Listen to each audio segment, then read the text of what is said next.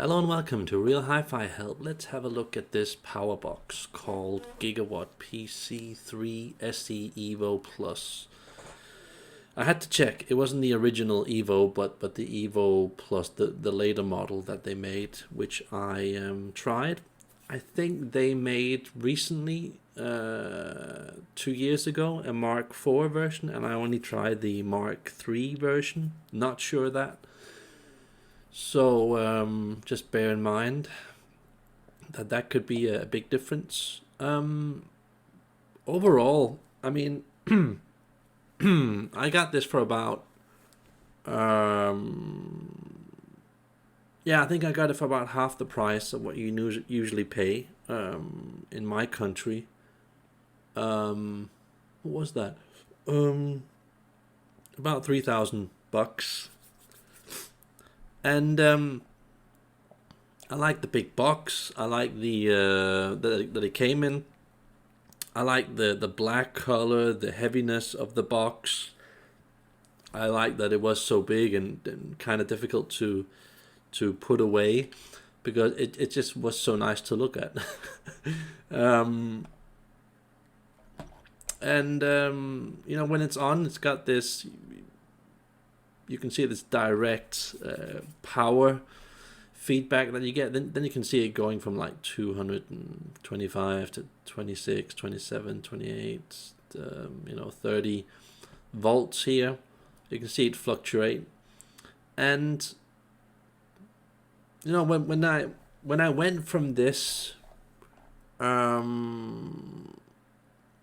had a GigaWatt PF2 Mark II before this. And in a way, this was just a lot better, you know, totally different amount of pressure, power, grip. I think it would make a lot of people, just to start with, just go like, whoa, you know. It was really impressive, and I think that's the first impression that you get, just like, wow, you know, like, here's some power. So let's just get into the sound. And by the way, I created this this sort of graph here explaining what it is, what it does that's so good. So we've got the power, we've got the control, we've got the grip, sound stage, pressure, all at what almost is the highest level that you can get in hi-fi. And you know, the ability to impress, the sexiness, the clarity, the focus, it just all really hits on that level. So I would say about 80 out of 100, something like that, you know. But when we take stuff like layering, real depth and real signature, you know, it just goes way below that. That's where I feel that it falls a bit behind. And this is my GigaWatt power bar, you know, and this is just a circa reaction compared to this, just to show you the difference. I feel that this is just a tiny bit more original and real in sound, even though that this still is pretty, I wouldn't say fake in sound, but still doesn't quite feel, you know, like it's proper authentic sound, you know. But yeah, it was lacking a lot of power, control, grip, pressure, compared to this bigger box that costs like, I don't know, 3 times or more like 5 times more in my country. And so that was kind of interesting, you know. That was very interesting. So let me just go back here. It was actually a very quick transition. I went from the PF2 Mark II GigaWatt box over to this, and something happened to me, you know, mentally when I got this. You know, I finally realized that what this box did and what a lot of other, you know, power regenerators do. And let me just get into that. So I owned this for about 1 month. And I heard it in 4 different places. And you just get this crazy amount of power, grip, pressure, and everything that you connect to it just kind of feels like it's totally separate from the other plug here. So when you have like a streamer next to an amp, it doesn't feel like they're really, talking to each other, infecting each other with bad power. And I really like that, I really like that, like woof, totally isolated type of sound. Like you don't feel anything from your preamp getting over to your CD player, going over to your streamer, going over to your monoblocks or whatever. I really like that distinct, cut out, clear, focused type of sound where the power didn't go from one unit to another. I really like that. And you don't get that with these power bars. These normal power bars, even the more expensive ones like the GigaWatt that I had before, the PF2 Mark II, and the lower models of the AudioQuest. You still get a bit of that, going from one plug to the other type of sound. So it created a more of a black level effect, where I felt that, they were kind of left alone. So I like that. I really like that. Let me get into the detail. So stuff like timbre, decay, leading edges, all that kind of stuff. It for me, it almost felt as good as it really is going to get with a power regenerator.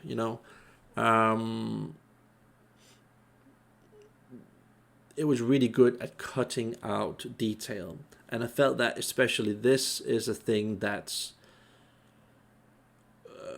supposed to act like a tool where you introduce it in a system where everything's a bit, muddy, unclear, and you want to cut out the detail more to hear those individual parts.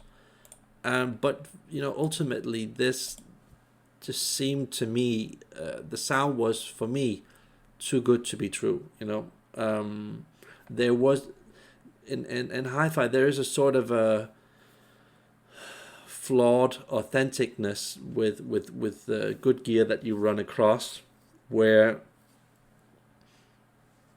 somehow the gear has an ability to breathe and do its thing that isn't necessarily the best, but at least it gets to do that thing. And I felt that with everything connected in this box, it was being, like here, put these handcuffs on, now you're gonna do this in my way, type of thing.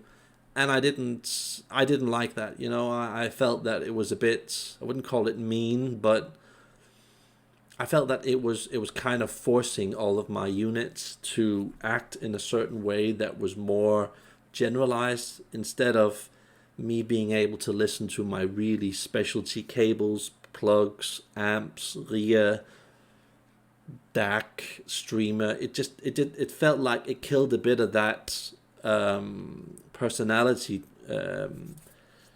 But in doing that, it was perhaps able on a more technical level to do some more impressive stuff, without a doubt.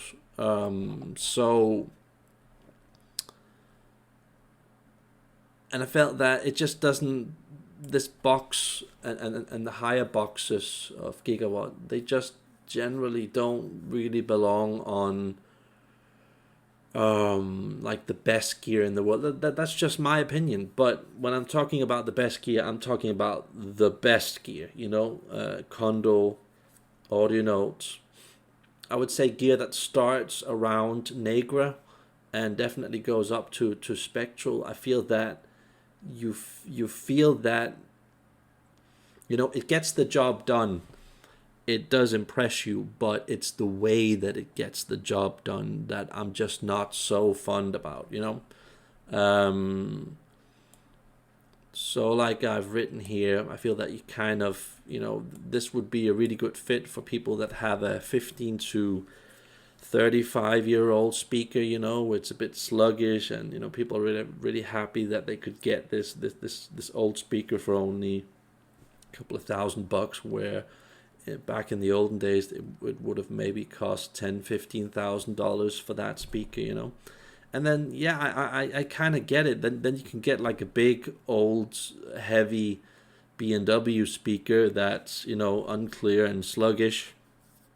So you know, you can really start separating stuff, you know, and get access to individual parts of the detail. That's truly going to be a huge difference in sound. So I think it you know, with GigaWatt, they do make a really big difference in sound, so that if you're used to a normal power bar and you don't necessarily have one of the best setups in the world, going then over to something like this, you definitely hear like a huge change in the structure, you know, and between the instruments and everything getting separated. So obviously that's very impressive, without a doubt. So let me just go a bit deeper into it. Yeah, and I can imagine that, you know, I've tried a lot of copy plugs, not because I want to support that business, but I was, you know, several times I was buying gear that I thought was authentic, but turned out not to be, and it happened a lot with cables and plugs. And there was always this huge problem with tonality and artificial warmness and closed inness. And I get that when you're dealing with these really crappy pieces of gear, that you then, of course, then you need something like this to kind of cut out the detail, you know. So I get that. I kind of get that, how this product comes in and what it's supposed to do. So I felt that from the start, when I listened to this, I was like, whoa, this is now my amplifier feels like it's almost twice as powerful, you know. That's the first impression I got. And just the focus, the clarity. But I also noticed that with a lot of gear in hi-fi, that's in the pretend hi-fi zone. And I wouldn't necessarily call this the pretend hi-fi zone, but I think that there is a lot of hi-fi gear in this pretend hi-fi zone that impresses you. And it has this wow factor, you know, where everything gets, you know, in a way a lot more clear, and you're able to understand the sound better. But I just feel that there was a sort of lack of empathy with this type of sound. A lot like with MIT, Macintosh, and Wilson Audio, you know, there was just like this this form of hidden hostility that I didn't like. Now I'm a very tuned in, sensitive kind of person, so maybe that's just me.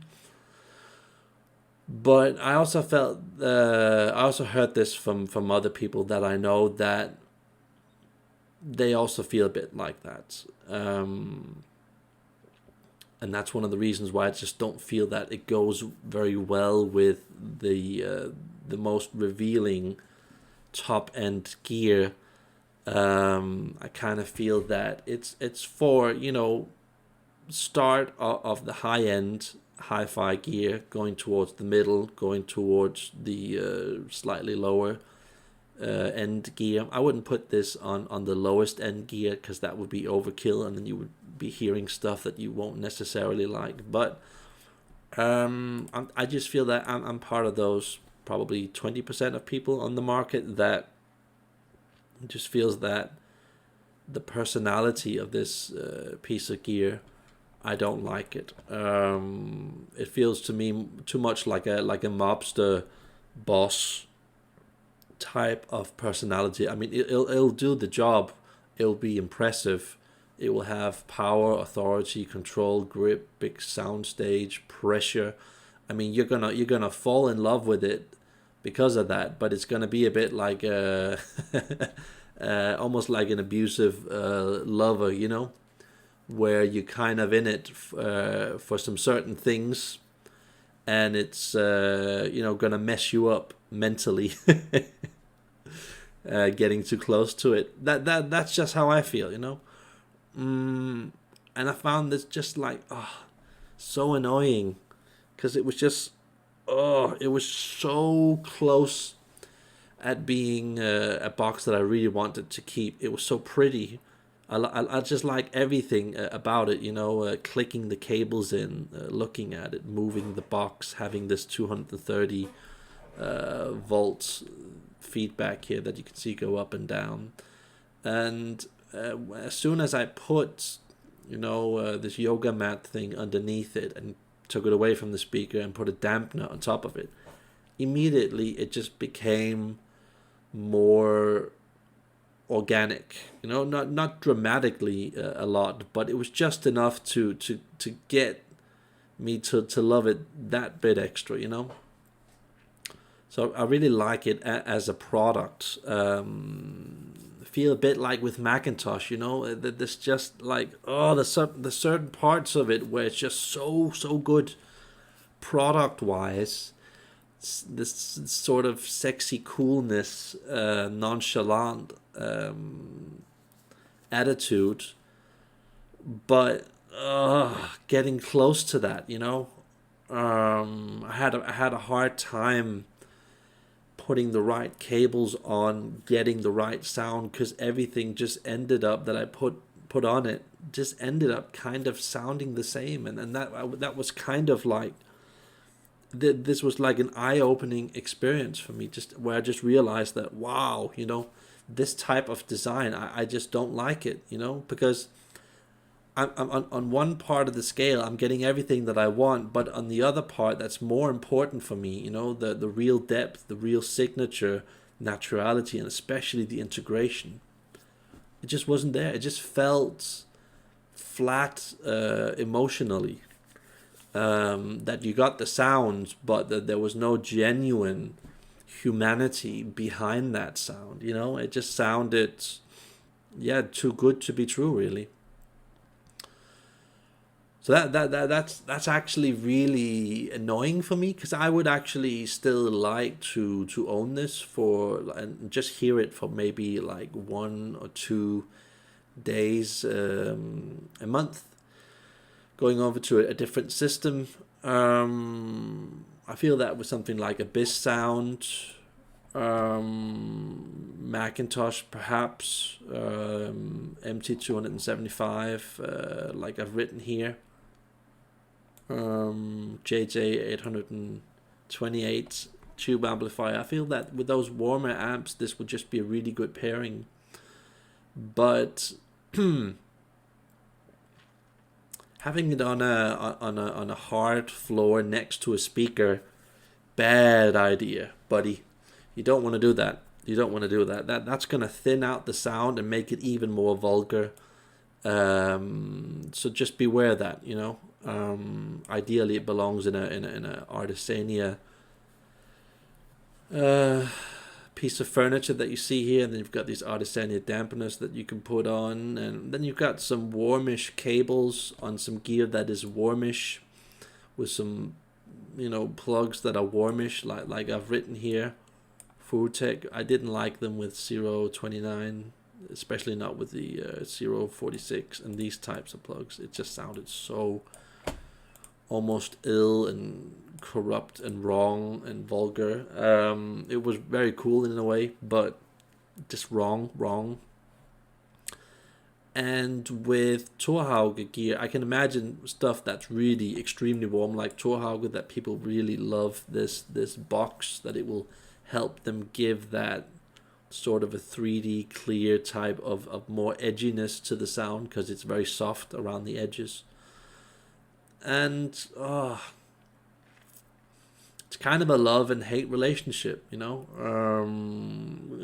this is almost exactly how I feel with Macintosh gear in general, that you're getting a part of the sound that's so good, but it's at the expense of the other part that's actually more important, but you can actually to some degree want to sell your soul just to get this amount of power, this amount of grip, this big sound stage, and have all of these small details appear.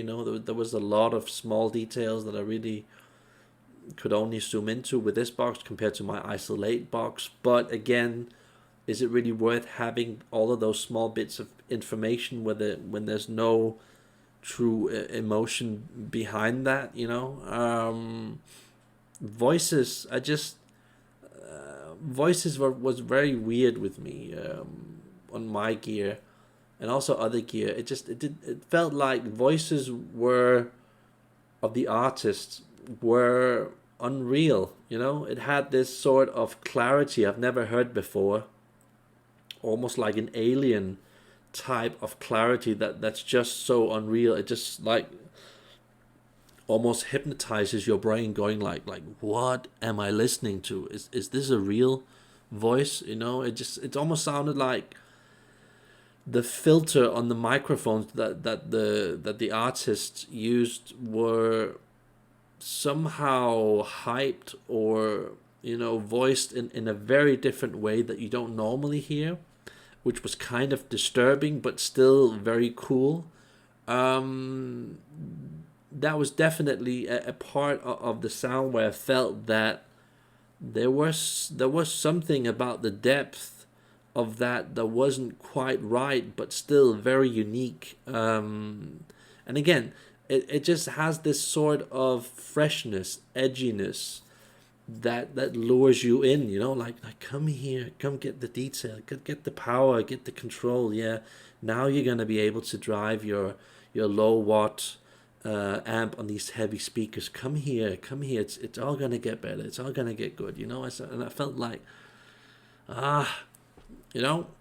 really close I was really close at keeping this, but I just realized that, especially having switched over to audio note type of gear, that I now had the ability to kind of see through the makeup of it. If I had not had audio note gear, I think I would have not been able to fully understand what it did. I think that the fact that I think this was just around the time I got my audio note auto amplifier, and that really helped me see through the makeup of this. I can imagine people having a higher level gear in the transistor range and probably tube range, and they'll still think that this is just heavenly. They might have a tube Google amp and they're going like, wow, this is a lot more clear. I want to keep this. But I think you just reach a certain level where with all gear that you can suddenly like see through the makeup, like not just what it's doing but how it's doing it. And I felt that with my audio notes auto amp, that it was just kind of like yeah, that's what it's doing and that's how it's doing it. And because of that, I just fell, what do you call it, out of love with it, after a couple of days. The first couple of days I was like, whoa, this is just insanely good. I never had that angle on the sound before. But again, it felt like cheating, it didn't feel right. So I would say that this is kind of an MIT power bar set type of sound, just more evolved, more organic, more believable, better in almost every aspect. But again, that is ridiculously vulgar, dry type of sound that's unnatural. Some people will think that it's natural, but I think that's almost as vulgar a sound you can get from a power bar. But it shares a lot of those personality traits that come with this power bar set from MIT. This very gangster mobster like type of sound that really likes to go up in just the pure detail, not so much focus on trying to find the beauty, trying to find the balance and the integration and the intention of the artist. It's more focused on like the dry data, you know. And I think that a lot of people will like that. People that typically want MIT, Macintosh, Wilson Audio type of gear. And I'm not saying that you should never go for gear like that. I'm just saying that that's a sort of a mentality type of sound that I'm not really tuned into. So definitely also consider using some kind of dampener on it, putting it on a rug or yoga mat or whatever. Dampeners like this, it actually makes a difference to this thing. I think it's because of all the metal slabs that are inside of it. It feels as if it's really good at, you know, absorbing vibrations in almost a bad way. So I think it can become too ugly if you just have it on the floor like this close to the speaker. You know, it's just going to become bright, ugly, vulgar, where, you know, the more natural way, you're going to get more of a, you know, organic type of sound. And yeah, it would be cool using it with 079 plugs. I did that. It clearly went in a better direction, but I feel that it's more for people that probably own Furtek plugs, where you get a bit of added warmness, a bit of help. I think that's more compatible with this type of sound. And, you know, and especially if you're a guy who owns VDH, Van Holt cables, or Cardes cables, or maybe even Furtek cables, I think that you will like this sound. I think that this will be probably like a good purchase for you, especially if you have like a warmish tube amp, and you just feel that you're lacking focus, you're lacking a bit of 3D, you're lacking a bit of edge, clarity. Just go with this. You know, it's a pretty good solution, and especially this. You know. That's like almost the warmest sound you can get on the market.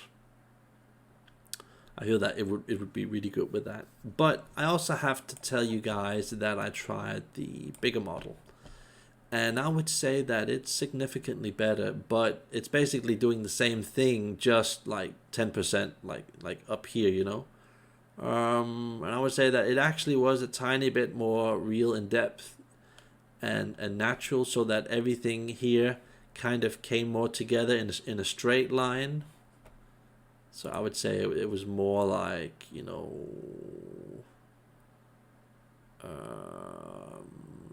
like that, you know. I felt like it was more like that. So I would have really liked to have owned the bigger model. But still, the sound was a bit locked, still at this extreme level, you know, which is basically almost the most expensive box you could buy. I mean, that box here, which looks almost identical to this one, just has double as many plugs, I think, twice as high. I mean, that costs as much as a small car, new, you know, like the smallest petrol car that you could buy new in my country, you know. That's just ridiculous price-wise. But I really wanted that instead of this. That was the type of sound that was more fine in a way that I could actually start to almost lie to myself, saying that this was, you know, a really good sound. You know, it kind of had a tricking effect on the brain, making you feel that it was perhaps more natural and integrated than it really was. You know, that was kind of mind-boggling, that type of sound. You know, just not. I think there's only two or three models above the one that I owned, but clearly a huge price difference. You know, I think it was almost 2.5 times the price in my country, going from the EVO PC-3 SE Plus to this here. I think it was like 2.5 times more. But I would have liked to own that. That was kind of where you would face this dilemma of maybe I should own something that isn't quite that natural, because on this level, this sort of detail level, you still kind of want it, you know. that kind of screwed with my head, having heard that, and I never owned it, but I heard it at 1 or 2 places, and I could hear that you know, stuff was going on with that, you know, that was doing stuff that was significantly better, and I think that has a huge amount to do with the DC blocker that was in it. That is an awesome model. Also the AudioQuest Niagara 7000 model, I mean, very much like this one, you start to get into a fineness of detail where, even though it doesn't have that last bit of naturality, integration, and beauty, it's still, on a technical level, is basically the highest level you're ever going to reach. And it can make your amplifier, your DAC, your speakers seem like it's 2 or 3 models above of what it really is. So, but still, I want the more flawed, 1/8 of the price cheaper Isolate mini sub-axis. I just want that more, because it just feels more human, more integrated, more believable. Instruments they just seem more real. Voices seem more real. I mean, yeah, you don't get the pressure, the super bass, and some of the few aspects of the layering, but man, I just feel that still this is somehow better for me, at least. But I feel that it depends very much on your personality, your preference, your mental viewpoint, how you want to see the detail. Do you want to see detail through beauty, or do you want to see it through raw data and structure? And both, on certain levels, have a lot of appeal. I wanted to see it more from a beauty flawed type of standpoint, where I could, with all that flawness that was still there, I could still have my gear react in a direct way, so I could control it. Where I feel that as soon as you start getting into these Niagara 1000, 3000, 5000, 7000 boxes, you're getting into a sound that's a lot more locked, where it's forcing your equipment to do stuff that's mostly really, really good. But for me personally, in the long run, I don't feel that I would be listening to music for really long sessions, you know, and having that curiosity, because I just feel that it would be a bit locked in this type of religious angle, you know, looking at it from a gear point of view of like, wow, I'm listening to really cool gear, instead of like, oh yeah, I'm listening to really good music, you know. That's just my opinion. Yeah, I think that basically covers all the things I have to say. And I think that in the end, Isolate is just, you know, the stuff you kind of want to go with, you know, that's in this zone. Depending on the models that you buy, I feel that Isolate as a brand, I haven't tried the very lowest models here. I expect them to only be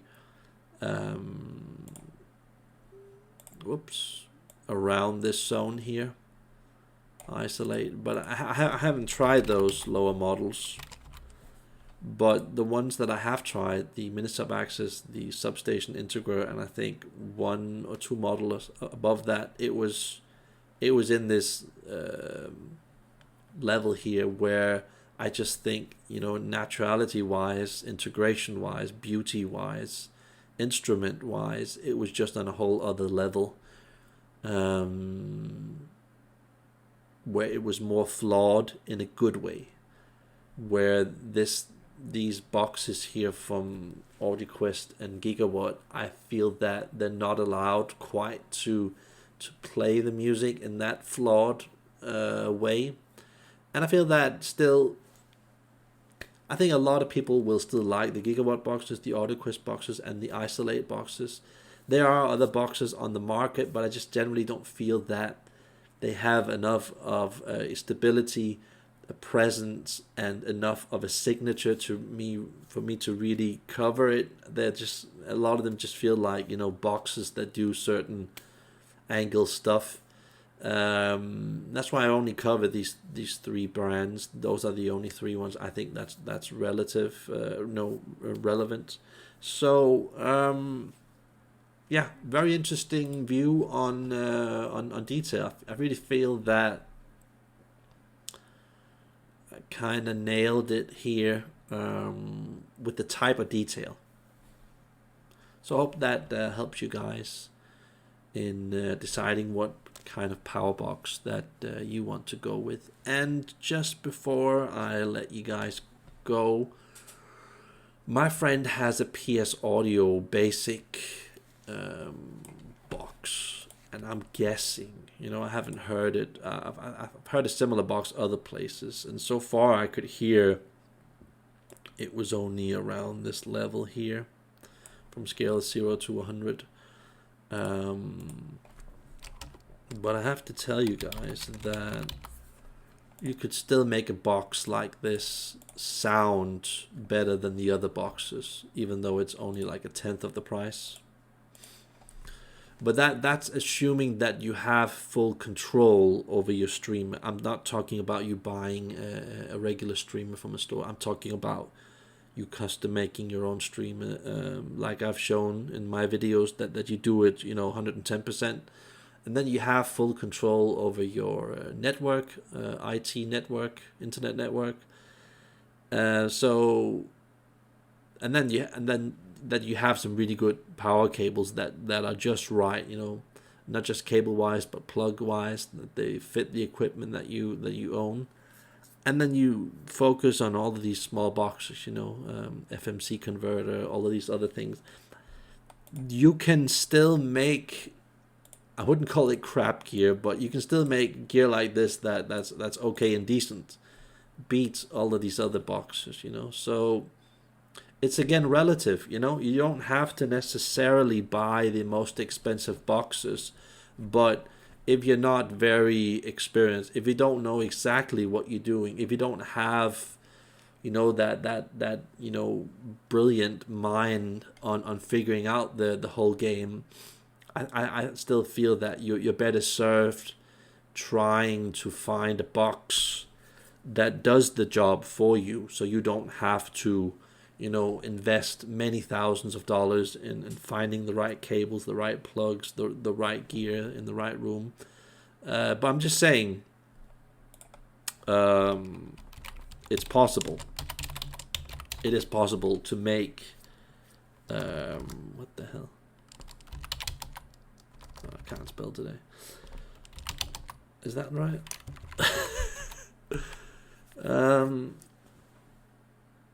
I believe it is possible to make this sound a lot better than the others, so that this sounds a lot more natural, a lot more integrated. But getting there, I mean, that's a long journey. So I just want to share that with you guys, just to give you a bit of hope, because PS Audio, they make some okay basic power bars. I wouldn't call it anywhere near the best power bars on the market, but I'm just saying, if you wanna go with a basic power bar that kind of does the job, and you can't really afford the GigaWatt, the AudioQuest Niagara boxes, I would say that this is also like AudioQuest Niagara 1000 level.